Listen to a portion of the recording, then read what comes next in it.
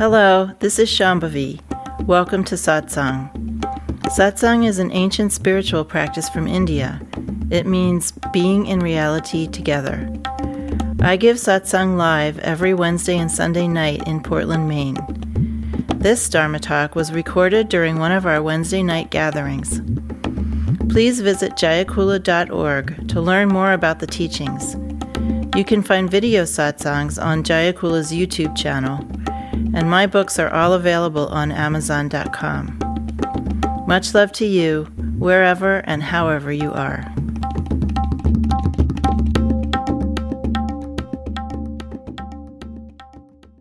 There's a kind of a mirror that's used in Dzogchen practice and also used in divination. Some of you might have seen me wear one. I used to wear it more in Portland, Oregon. I haven't worn it since we moved here. But they're made out of brass or silver, or sometimes, like the one I have is made out of 5 traditional metals. It's like silver, gold, lead, copper, whatever, I don't know. But anyway, they're round and they have a naturally reflective surface. And Melong means mirror in Tibetan, I guess. It's used for divination also, a certain kind of very high-level divination where someone can look into the Melong and actually ask a question and see the answer reflected in the mirror. And this was actually how Chogyam Trungpa Rinpoche found his way out of Tibet. They had planned a certain route, but that route, when they got to the main road they were going to get out on, it was overrun with Chinese army. So Chogyam Trungpa did Melong divination to decide which way to go. So when a teacher wears a Melong, and most Dzogchen teachers wear Melongs while they're teaching, maybe all the time, it's a symbol, a living symbol of you see your own real nature reflected in the teacher. You look at the teacher and you see your own essence nature reflected back to you. This is the essence of transmission. So this is what the Melong stands for. And then, of course, it's used for direct transmission, which is what divination is. There's also reflection happening in the community. When you're around people that are on the same path as you are and have some similar aspirations and view, and you're working with community as a spiritual practice, then in some ways that community also becomes a Melong, reflecting your nature to you, if you're using it in the right way. Of course, when we get our nature reflected to us by the teacher, by the community, it's both that enlightened essence nature and the nature of all of our karmas, aka our fixations. I've often told the story of when I sat with Khenpo Tsoltrim Gyamtso Rinpoche, and it was very, very early on in my practice, and he's a really highly realized person. And I sat in the audience watching him and got a big reflection of my own essence nature, both what it looked like to be free of my karmas. Looking at him, I saw what it would look like if I were free of my karmas. And I also felt my own tensions 100 times more than when I had been outside not looking at him. So I felt incredibly uncomfortable around him. At the same time that I was just jaw-droppingly mesmerized by him and the essence that he was manifesting. So the Melong reflects both of those things, right? The community reflects both of those things. One of the questions that people ask is how to give reflection to your fellow community members. And somebody was talking about this the other day. A little phrase occurred to me: reflection is not correction. The teacher can be very highly realized, showing you your essence nature and your fixations 24/7. The teacher cannot correct you. The teacher does not have the capacity to correct your karmas. The teacher can only suggest and point out. It simply isn't part of the teacher-student relationship, despite the fact that people want to be saved. They wish the teacher would just reach in there and correct them. It actually isn't part of the relationship. This teacher-student relationship is a natural technology, and correcting the student is not part of it. You hear in the Indian traditions, the more transcendental traditions, that when you get initiated, the guru takes your karmas away. This is total BS. This is wishful thinking par excellence. And you know how I know that? Because through the thousands of years, maybe tens of thousands of years that initiations have been taking place in India, I don't really see very many people coming out of that with no karma.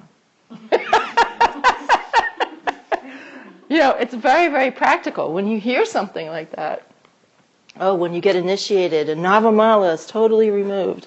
And Navamala is your sense of separation. This is what you hear. Well, okay, if you had done 10,000 lifetimes of hard sadhana before you got to that moment of initiation, maybe, the teacher could just go boop and that last tiny little thread of a Navamala would dissipate. Maybe. But we know that even getting initiated by the greatest teachers on the planet, even by Ma, Anandamayi Ma, an avatar, she didn't make a single person become enlightened.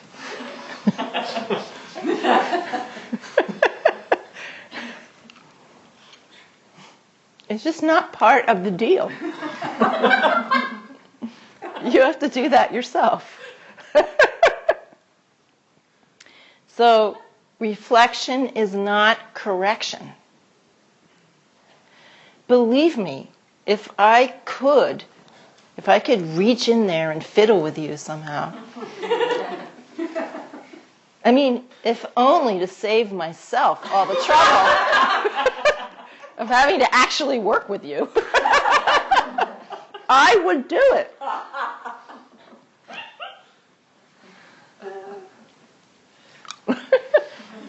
So reflection is not correction. Every good teacher knows this. Every teacher who's honest and not trying to pull one over on you or play a power trip on you knows this. However, most of you working in community with each other do not know this. When you try to give somebody reflection, you are trying to correct them. You want them to change. You want them to do what you want them to do. You're not just giving reflection. You're actually criticizing and dominating and complaining and getting your yayas out under the name of giving reflection. Sort of a kind of community spiritual bypassing or outright lying. So I want to say a couple things about that. First of all, how do you give reflection that's actually reflection to a fellow student and that is not just you running your fixations and calling it some sort of spiritual practice?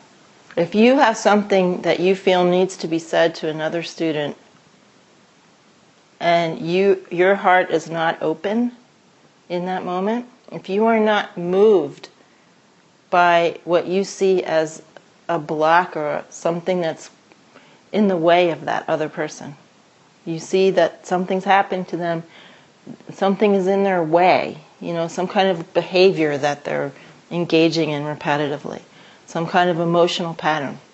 If you do not feel for them, and if that feeling for them is not the motivation for you giving your quote-unquote reflection, then don't give it. Because it will not be unmixed with some sort of power trip.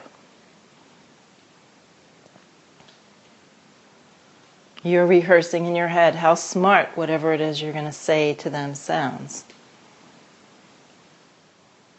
You're getting all riled up about how important what it is you're going to say is. These are all signs of compulsion, karma, fixation. The more urgency you feel about it, the more you are rehearsing it in your head,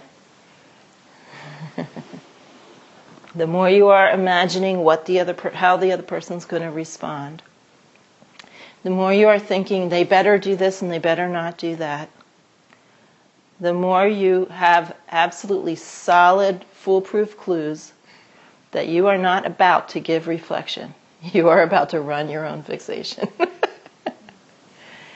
Real reflection comes spontaneously from a feeling of open-hearted wishing that the other person would be able to realize. Not wishing that the other person would change their behavior so things will be more comfortable for you. That is not the motivation for giving reflection. So if it is not coming from a place of well-wishing toward the other person, if it is not coming from a place of seeing how the other person is being obstructed and wishing that they weren't, don't give it. It's a very simple rule of thumb. Your reflection is not really that urgent.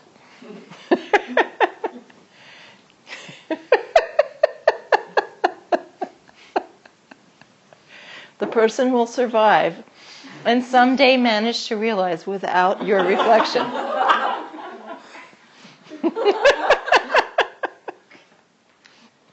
However, sometimes it can help, right? But the second part of that is you are only giving a reflection. What the other person does with it is none of your business. Zero. You have zero interest in what the other person does with it other than just a general feeling of I wish them well. Friendliness. There's a basic friendliness to real reflection of just wishing the other person well and seeing something that you know is tripping them up and wishing it weren't there. For their sake, not for your sake.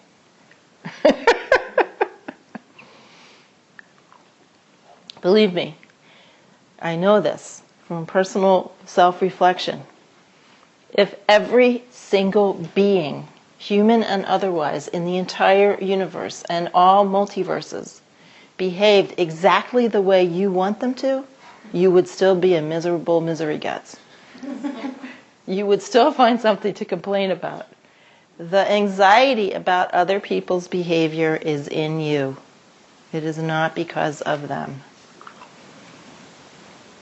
Nonetheless, sometimes reflection from fellow students is helpful. If it's offered in a spirit of friendliness, and if you walk away after you give the reflection, I don't mean literally necessarily, but you simply give the reflection and then that's it. Your job is done. Your job is not to have a 4-hour-long heart-to-heart with a person about how they could make good on your reflection.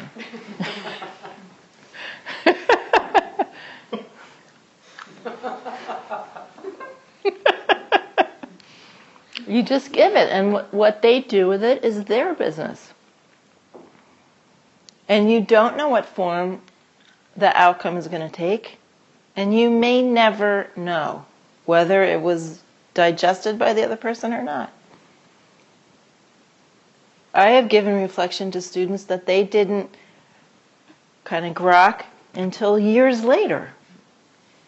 You just don't know. And and in the meantime, I'm thinking, okay, that's not going to work out. And then there was a spectacular, turnaround. I can think of a couple students that's happened with. But you aren't the teacher, and at the same time, you are part of a community, and the community is part of a practice. And you do need to know how to offer reflection wisely. And so first you check in with yourself. What are you really feeling? Is it really an open-hearted gesture of friendliness and well-wishing or not? If there's any sense of anxiety or urgency or compulsion or stomping around waving your banner of self-importance about your reflection, then just zip it. You shouldn't say it. Nobody needs that kind of reflection. The other thing is that in spiritual communities, in every single spiritual community, and Jayakula is no exception, people measure themselves against other people. Who's more spiritually advanced? Who's got more of the right stuff? And the people that are doing that most heartily are the people with the least capacity. The people who are judging themselves to be superior to other people and secretly, out of the sight of the teacher usually, cultivating fantasies of spiritual superiority are usually the people with the least capacity. Because what are you doing? You're spending your time cultivating fantasies of spiritual superiority. You're spending your time trying to get away with stuff out of the sight of the teacher and establish your little fiefdom. And that normally becomes your little subculture fiefdom, hoping to magnetize other students into some sort of power trip that you're laying on them. And part of the way that this happens is by offering reflection, right, to other people. That's one of the tools of that kind of student who's laying those trips on other students, right? Under the guise of being helpful and friendly and of being like an older person that can help you on the path. No one who does that really has an honest evaluation of what their capacity is. You have to stop measuring. The measuring itself is an impediment, right? Impediment on the path. So whether you think you're lowly or whether you're harboring secret or not so secret fantasies about yourself as a spiritual persona, either way, it's an impediment. Both are an impediment, right?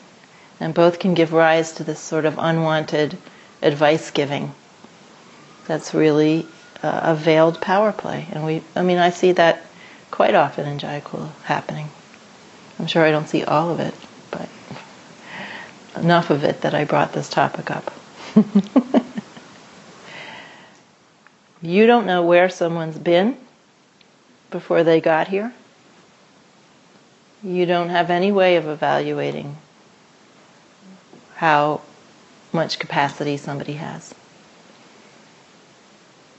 And if you're busy doing that, you're really off base. Right? Or just kind of trying to make someone else think that you have more knowledge or more experience when, as a way of making yourself feel better because you're basically totally insecure. Right? It's manipulative. So the best thing you can do is drop all that. And if it happens that a moment of honest, friendly self-reflection emerges, fine.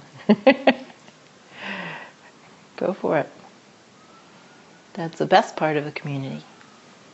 I've been in a couple spiritual communities and witnessed a lot of just people running their fixations on each other, basically, and using the practice as an excuse, and throwing around spiritual teachings like slogans, bashing other people over the head with them, and trying to pull rank and all of these things.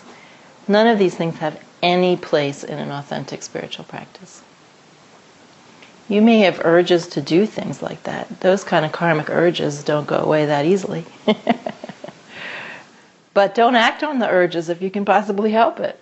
It's not doing you any good. It's just a detour. We're all here trying to accomplish the same thing. And you don't have a real measurement of where you are on the path. You simply don't have one, regardless of what you think. Right? Anything you've made up is a complete phantasm of your karmic imagination. So you'll just have to swim around in the immeasurable like the rest of us at some point, and you might as well get on it sooner rather than later.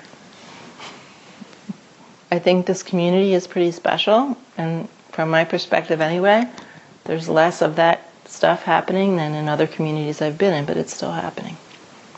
And people feel very clumsy and awkward about giving reflection, which is natural, but that clumsiness and awkwardness only comes because your heart isn't really open.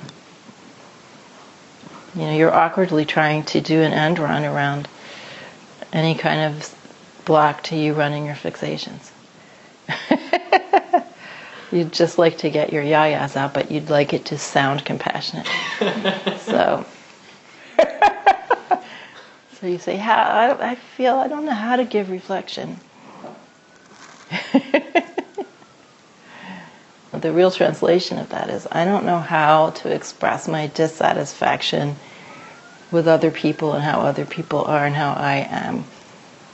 But it's really easy to tell the difference between that and friendly helpfulness, friendliness. That's really for the other person and not for you.